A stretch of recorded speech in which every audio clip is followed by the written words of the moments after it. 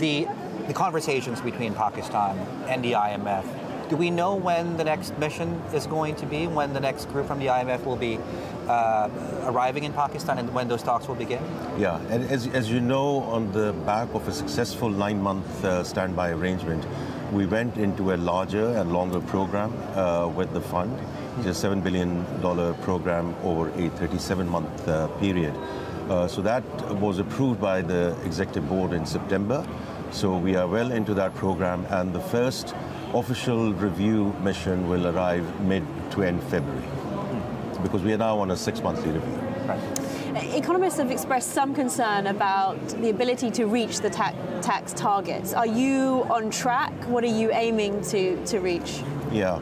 So the reason we went into the EFF and IMF was very much around two aspects, or two goals. One was to bring more permanence in the macroeconomic stability that we have achieved as a country in terms of stable currency, FX reserves, which are now more than 2 months of import cover, and inflation coming down, policy rate coming down, interest rates coming down. And the second one is back to your point, which was around structural reforms.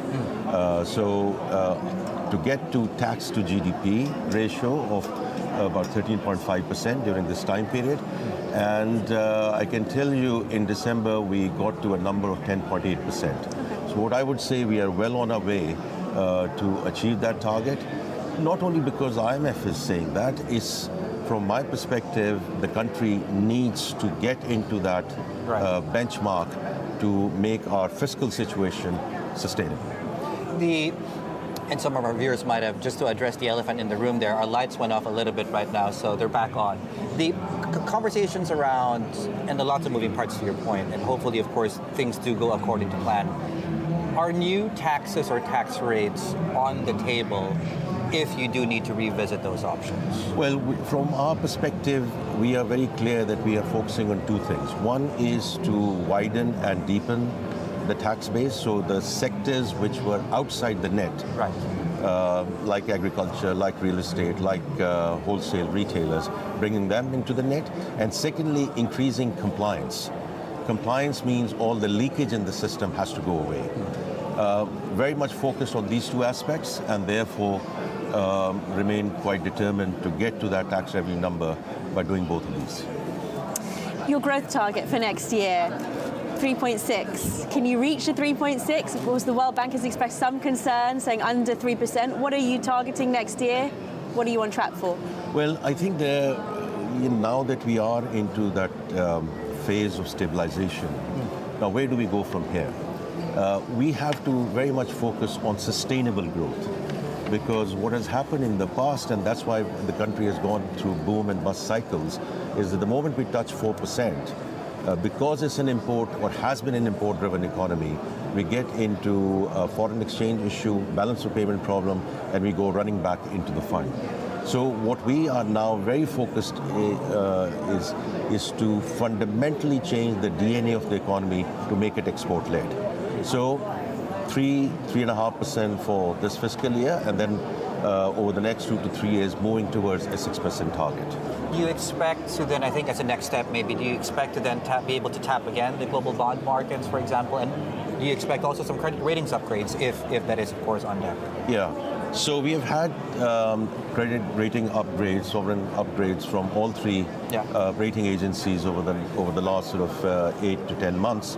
But the reality is, before we go back into Euro or Reg S 144A, we need to get back into a single B category. I'm quite optimistic that during this fiscal year we will see that upgrading, and once is there, we will go for go back into the national capital markets. Having said that, I'm very keen, and the country is very keen to tap the Panda bond. And the Chinese capital markets is the second largest, second deepest capital market in the world. We have been remiss as a country not to tap it previously. So we are working very closely. CICC has been appointed as our advisor on this. And what we are trying to do is to follow the Egyptian model. to get some level of credit enhancement. As you know, in Egypt's case, it was AIB and African Development Bank which provided the credit enhancement, and therefore they were able to launch. And we are trying to follow a similar track following Egypt's footsteps. This quarter for the Panda bonds? Sorry? Could it be this quarter for your Panda bonds? This quarter might be ambitious, but certainly during the next sort of 6 to 9 months, we hope to print an inaugural bond. And as a final question, do you have an amount in mind with CICC? Have you discussed that? For us, quite frankly, the amount does not matter that much because our external situation is quite comfortable. But from my perspective, anything in the $200 to $250 million equivalent RMB range would be a good place to go for the inaugural issue. And then, of course, we can keep it on tap.